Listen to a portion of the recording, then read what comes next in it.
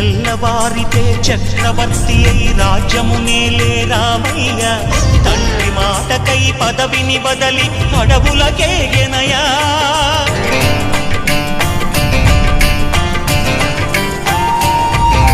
మహిలో జనులను కావగ వచ్చిన మహావిష్ణు అవతారమయ్య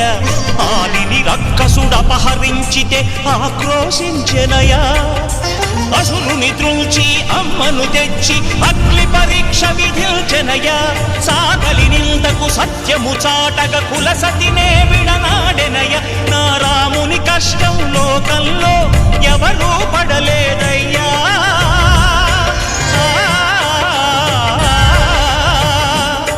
నా రాముని కష్టం లోకంలో ఎవరూ పడలేదయ్యా